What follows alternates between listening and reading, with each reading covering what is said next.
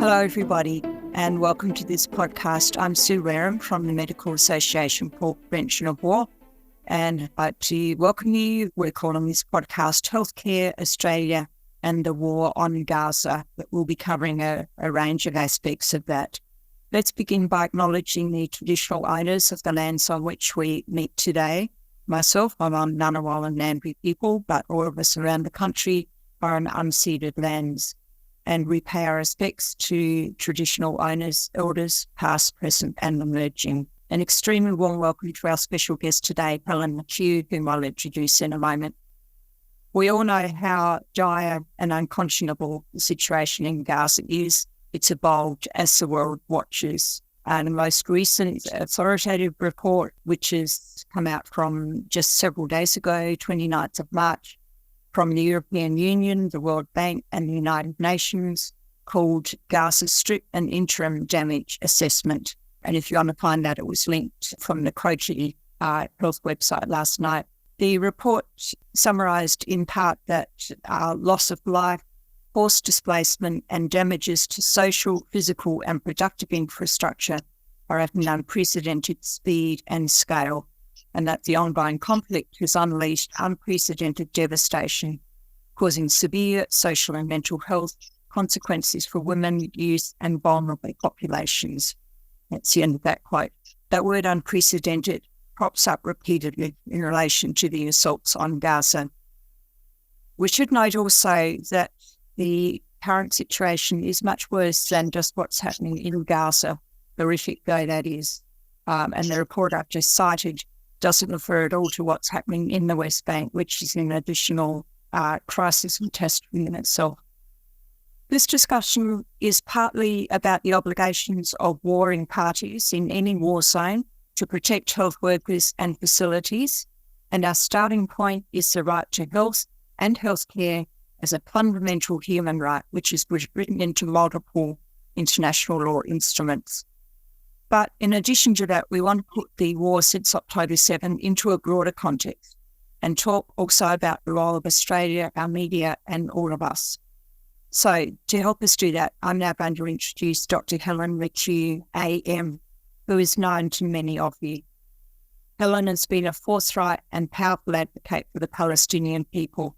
Most recently, she was awarded the 2023-24 Jerusalem Peace Prize, which was awarded on the 23rd of February by Australians for Palestine and the Australia-Palestine Advocacy Network for Helen's over 4 decades of passionate advocacy and support for Palestine. And you can read Helen's acceptance speech for that prize on the Pulse and Irritations website. Just a wee bit more about Helen. In the early 1980s, Helen was a young nurse consultant educator for the World Health Organization in the Middle East. She was seconded to UNRWA, the UN Relief and Works Agency, to work in Lebanon, where she witnessed the horror of the massacres at Sabra and Shatila, after which she decided to work as a volunteer in refugee camps alongside Palestinian nurse Olfat Mahmoud, with whom Helen has remained in close and very warm contact. Helen's been inspired by Dr. Mahmoud, and Dr. Mahmoud very sadly died last September. Realising, this is back to the 1980s, that support for the Palestinians needed to spread globally, Helen returned to Australia specifically to inspire the ACTU to found Union Aid Abroad, APHEDA. Whose vision is for the Australian Union movement to express their solidarity in the lives of workers globally. And they've had multiple projects to that end. And over the years, Helen has continued to work in solidarity and partnership with Dr. Mahmoud and others to support projects with Palestinian refugees in Lebanon. And Helen has supported Dr. Mahmoud to travel to Australia many times and also has taken many Australians, including former Foreign Minister Gareth Evans, to see for themselves the reality of life for Palestinians. Helen has done a PhD on gender and Islam, which was inspired by the strength and independence of Palestinian women. Helen has worked more broadly too. She co-founded Rural Australians for Refugees, after the demonisation of refugees during the Tampa crisis. Helen has worked at the University of Melbourne's Islamic Centre of Excellence in Islamic Studies and at the University of Sydney's Law Faculty, where the major research focus was on Muslim women in Australia. She has received several national and international awards, including an Order of Australia for the Human Rights, Refugee and Humanitarian work. Helen, it's an enormous pleasure and honour to welcome you to this podcast. Oh, thank you very much, Sue. That was a very well-informed introduction. Thank you very much. I appreciate that. And I would also like to acknowledge that I'm on the lands of the Gundungara people up in the highlands, and their land was never ceded either. And so we acknowledge them. I acknowledge them today too. Thanks, Helen. Well, let's get started. And I'd like to actually go back before October 7, because as I'm sure every listener knows, the conflict between Israel and Palestine has a very long history. And I want to focus on healthcare initially. We've all seen the absolutely horrifying images of the attacks on healthcare over the last 6 months, the destruction of hospitals, the attacks on ambulances, the killing of healthcare workers, arrests and torturing of healthcare workers, etc., etc. So we've got a pretty good idea, although only those living there would really know. But as far as we know, the situation is in absolute crisis and near total destruction. But I'd like to ask you, what was the healthcare situation in Gaza and perhaps Palestine more generally like before October 7? How well supplied was it? How was access for those who needed it? What impact did the siege of Gaza have on healthcare before October 7? Since 2007, since the democratic election,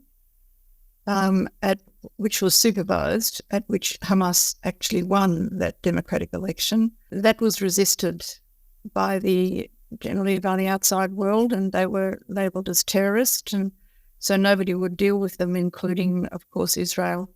Put them under siege for the last 17 years.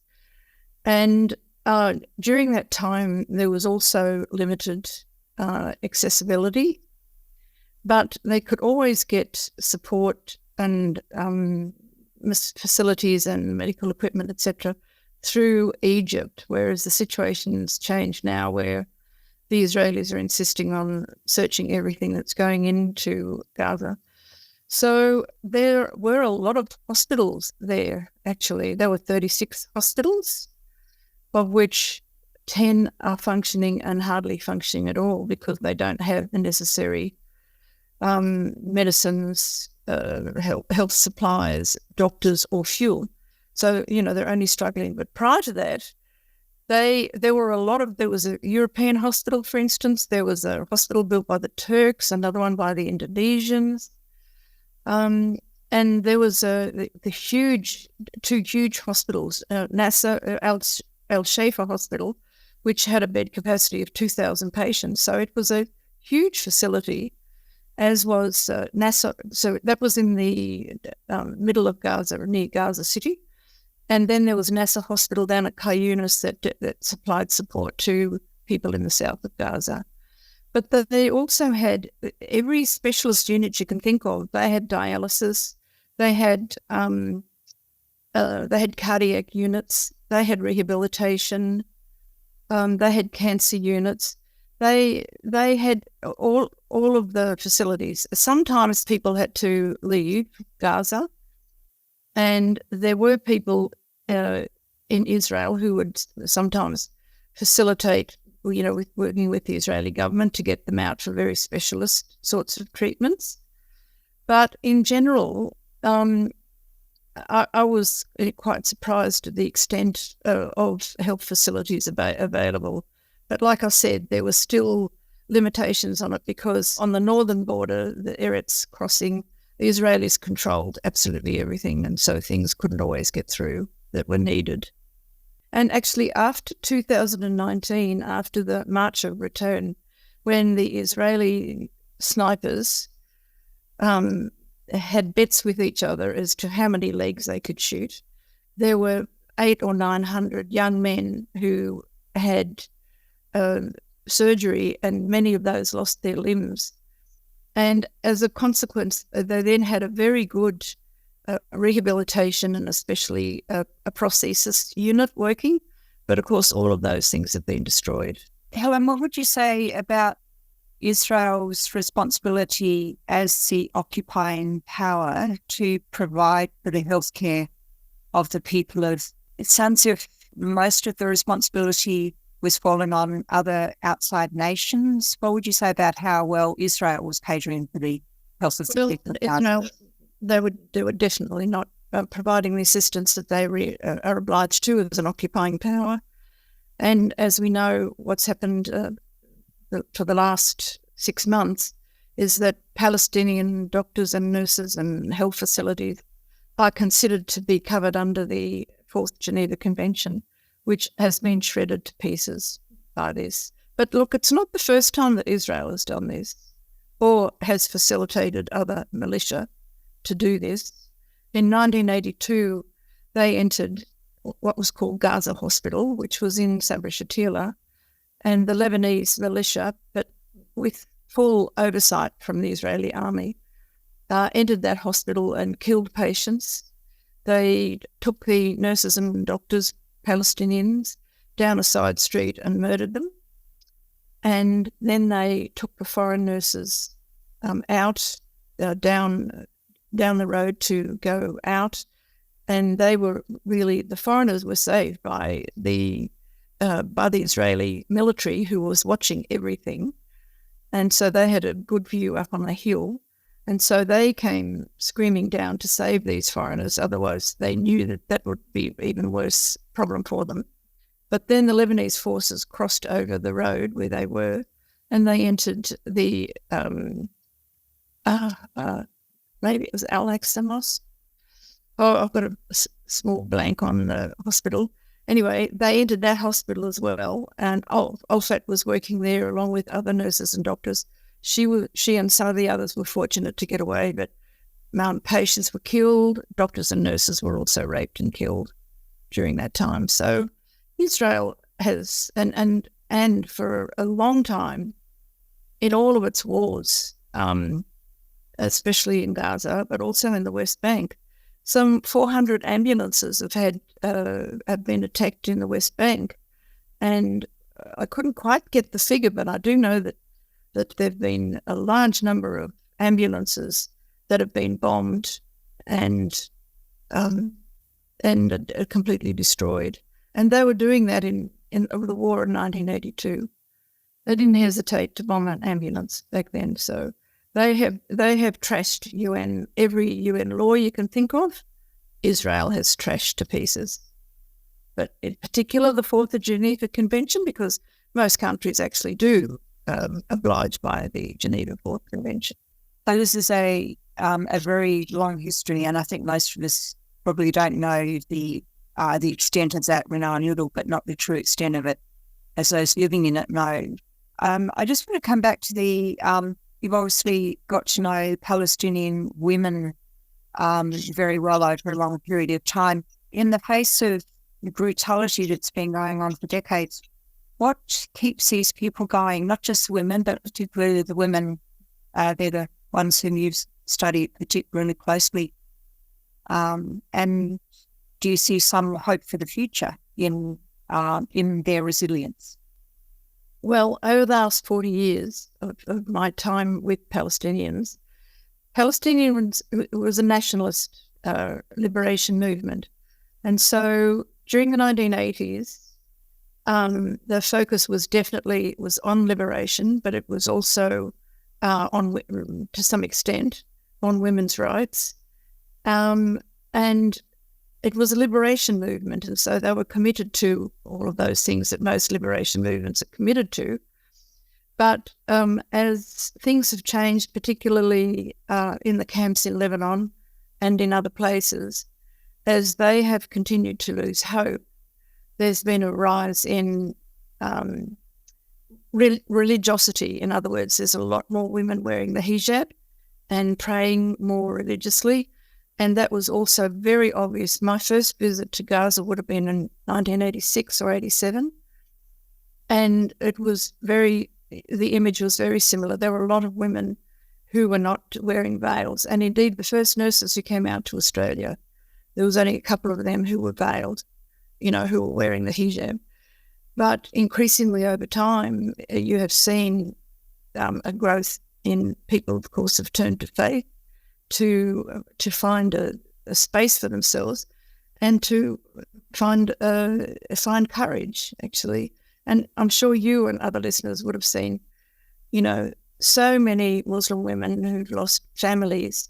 They were saying even in their loss, this is God's will. I will learn to live with this because this is happening and we have to accept it. So very strong sense of accepting, but also a strong sense of, fighting against the occupation that never went away. Yeah.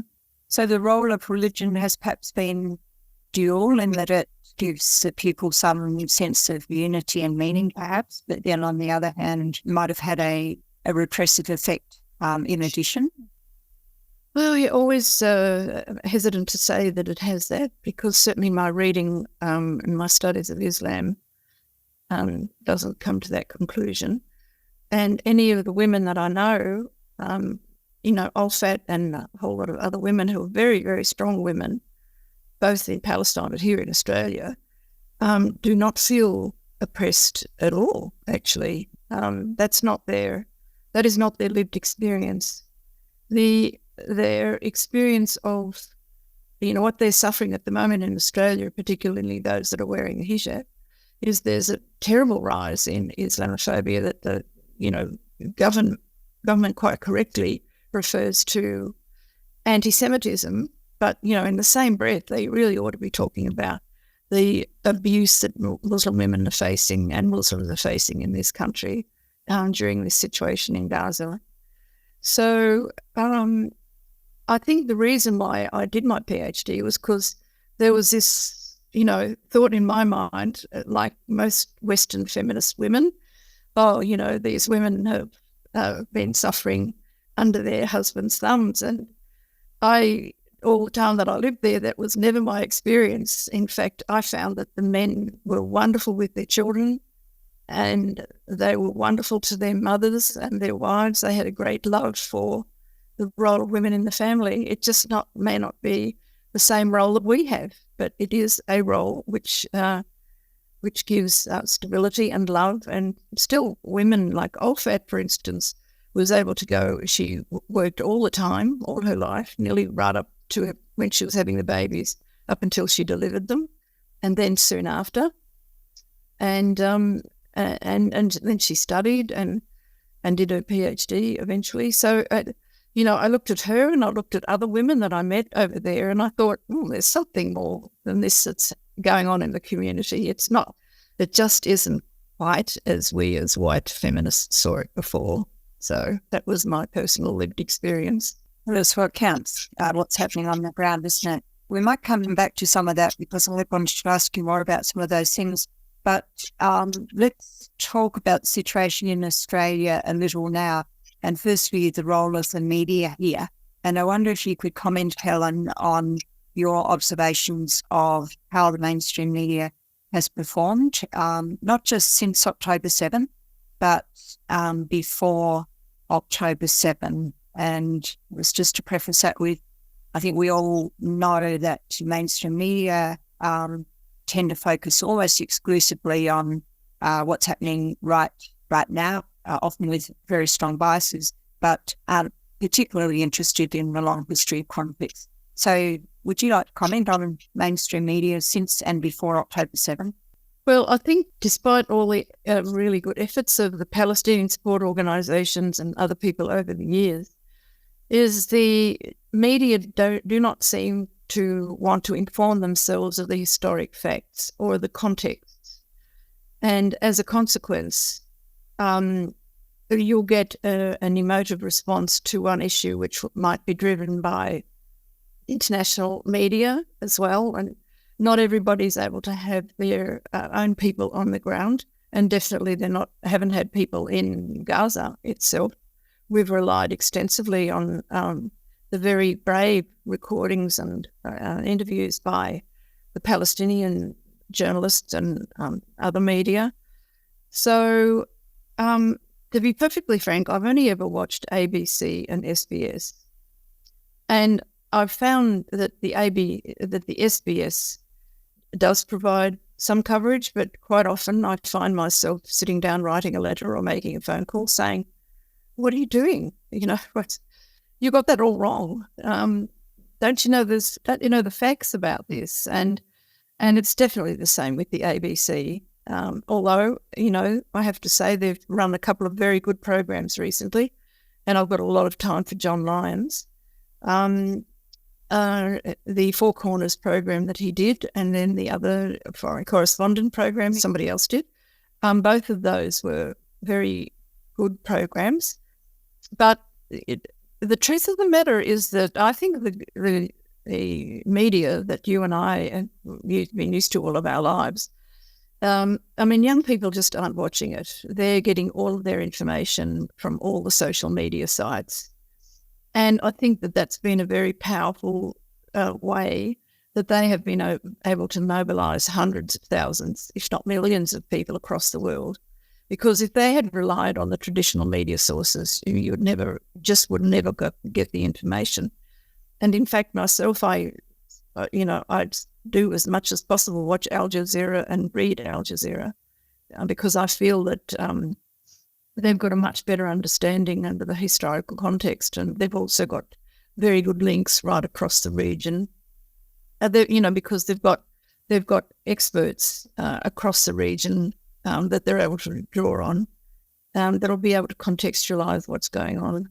So social media can be a powerful force for good in situations like this. I wanted to ask you also about the Australian government's responses to, and again, we could talk about before October 7 and since October 7, but let's talk for the moment about what the Australian government has done, hasn't done since October 7, and the timing of the Australian government's responses, and what more you believe the Australian government could and should be doing. Well, I have got a great deal of admiration for Bill Hayden and Gareth Evans, because in the 80s and 90s, when they were in government, they had a very, very principled stand on the issue of Palestine.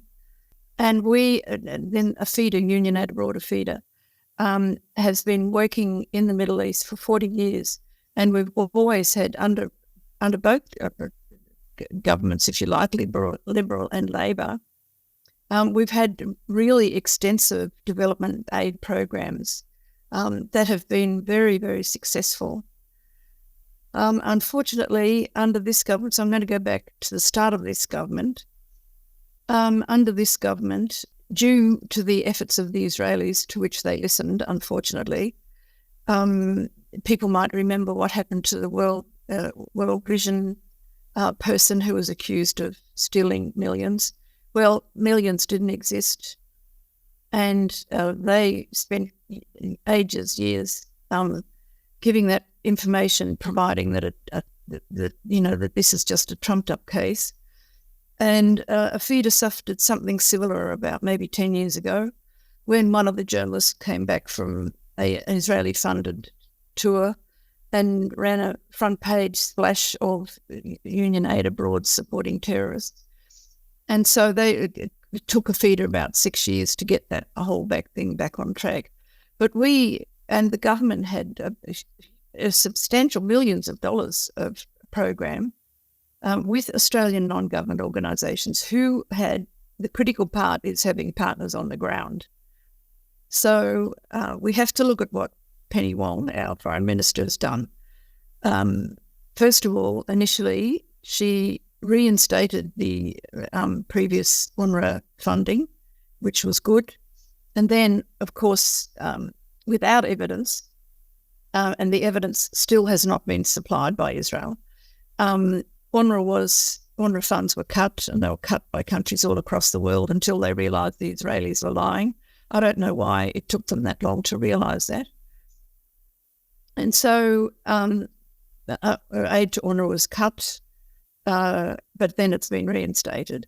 But the big, large NGO programs, we're talking with Anglicare and Care Australia and Oxfam and Union Aid Abroad, the funds that the government were providing to those organisations has not yet been reinstated, which is very tragic because, like I said, we've had very, very close, warm relations with the Palestinians partners, and there are many of those partners for years and years. And they've been audited till they're to the end of the earth. They've been audited, and nothing has ever been produced at all. But the Israelis are quite determined to stop any support, and they particularly dislike non-government support because we've got a different base, and we're able to mobilise that base when we see human rights violations being continued. And unfortunately, under this government, I think they've been successful. So I think that that's a really big shame. And like I said, in the 80s and 90s, and, even under the Libs from time to time, they held a really good position on the Palestinian issue, that they stopped settlements and Palestinians have their rights to a homeland, etc. And even though that's been passed by the Labor Party, it's a policy of the Labor Party, they have not done anything about that at all. They should right now be recognising the state of Palestine. And you would put that down primarily to strong lobbying from certain Jewish elements in the Australian society? Not just Australian. I think the Israelis have an exceptionally effective propaganda machine, very, very strong.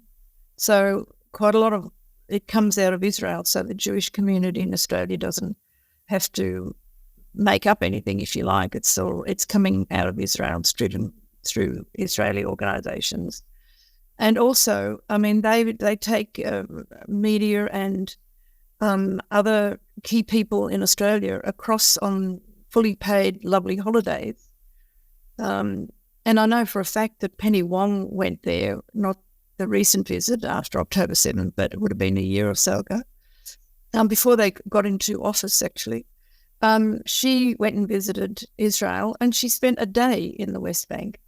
That shows you where she's coming from. And I've never been quite able to understand it. And Julia Gillard was also very bad on the Palestinian issues, Some people have got very fixed opinions about the issue, which does tend to reinforce what you were saying about lobbying coming from not just from elements within Australia, but much broader campaign to influence governments. But I would like to make a quick point, actually, because just recently there's been a Jewish organisation set up called the Jewish Council of Australia. And a week or so ago, maybe 2 weeks, they actually put out a press release calling on the government to cut all military ties to Israel and to place sanctions on Israel. It's a very strong statement. I've only just got bits and pieces of it, but if people were to go to their website, they would find those statements. And I think that they are definitely reflecting where a lot of Jewish people in Australia are moving to now, and realising that they do not want these war crimes and genocide being committed in their name, and it's not the Jewish. It's against Judaism to be doing what the Israelis are doing. Yeah. Yes, it's definitely a very encouraging development that we've noticed. Helen, just to come up to the immediate situation now, and we see that Israel has responded to some extent to President Biden's demands that more aid flow into Gaza, and Israel's indicated that there will be more border crossings opening up. Do you see this as an indication that there are some limits to US support for Israel, or do you see it as significantly window dressing to save face for the United States? How do you see that? Well, I think under Biden, he's just he calls himself a Zionist. So I think that anything he does is being done for the home audience, because young people, Muslims and Arabs, and young people across America have really mobilised. It's very, very heartening to see how they've mobilised, especially in these primaries, that the election system cycle that they're going through at the moment. And I think that that's very encouraging, because it says that they have a voice and they're powerful, and he's not the only one who can take positions on this issue. So, and I think the Labor Party in Australia needs to take heed as well, and they need to be changing their speech and what they're doing in relation to Gaza and the Middle East, because, clearly Muslim community and Arabs all across Australia, young people and people like us are saying, no, what's this? What's happening to the Labor Party? What's happening to the Labor Party? So there's a lot of distress and anger out there that I don't think the party's quite got a grip on, actually. So your main message to the Australian people generally would be to try every means possible to get our voices heard, and to let the government know that more is needed.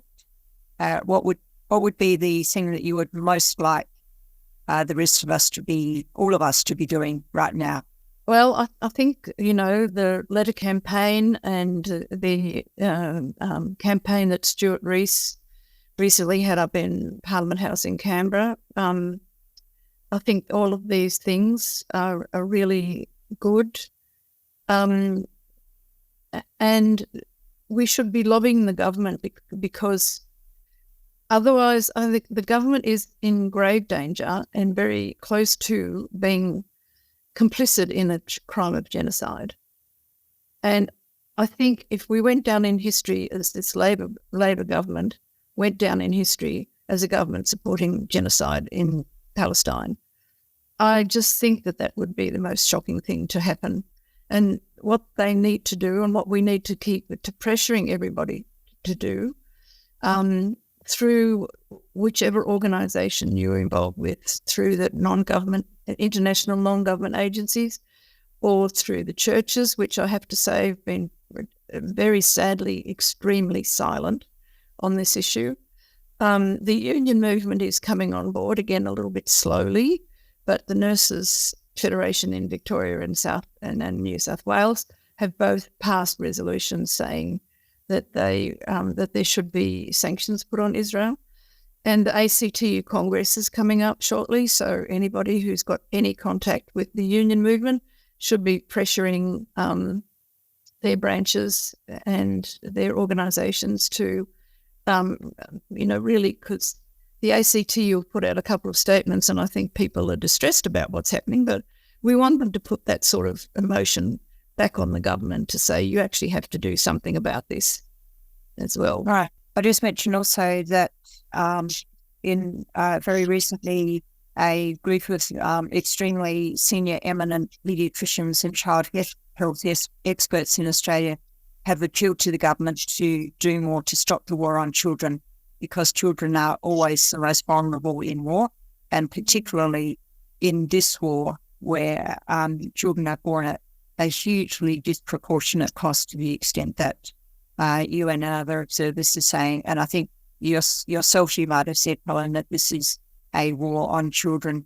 So very senior eminent paediatricians have come out and appealed to the government to do far more, including stopping the export of military components and any form of military cooperation. That's really wonderful. I'm glad that they've done that. I hadn't heard, but, I kept on thinking, why is the AMA, why are the medical professions been so quiet, especially when, there are people, Europeans and American doctors and health workers going there for a week or 2 weeks, and they're coming out with their stories, which are truly horrific. truly horrific. Yes, I would agree with your reflection observation that the health professional organisations generally have not been strong voices in Australia, and that's been quite distressing for some of us. This is really a challenge. What's happening in Gaza is really a challenge to everything that we in health professions care for and believe in. Absolutely. So we're calling on other health professional organisations. You mentioned the AMA, and there are others. Some of the colleges have been pretty silent. Helen, there's so much more that we could be talking about, but we're going to have to wrap up. And I would like to just ask if you would have any, coming back to your dear friend, Dr. Mahmood, who's no longer with us. Would you like to share any reflections, perhaps that Dr. Mahmood might have shared with us, something that provides hope, something that restores our faith in humanity at this time, when it seems quite difficult at times to retain hope, but we must. Olfat was also a woman of faith. Most people didn't know that because she didn't wear the hijab. They never saw that part of her. I know she would be calling on us, as the women do from Gaza, to stop this slaughter. She would be calling on all of us to do what we possibly could through any avenue at all to stop the slaughter, actually. And I know she would say, which is what the women in Gaza say, we're not leaving this land. This is our land. You're not going to push us out. And we're going to stay. And that Olfat spent a lot of time internationally doing peace talks. If anybody should have got the Jerusalem Prize, I felt I was getting it for her, because she did an enormous amount of work in actual peace discussions, with Arabs across the Middle East, and Israeli youth would come as well, and women. So she would say absolutely that we all have to keep on working for peace, and the Palestinians are not going anywhere, and we have to work at how they are going to live in harmony with the Israelis without these vicious crimes and attacks and murderous, barbaric actions to be just repeated over and over again.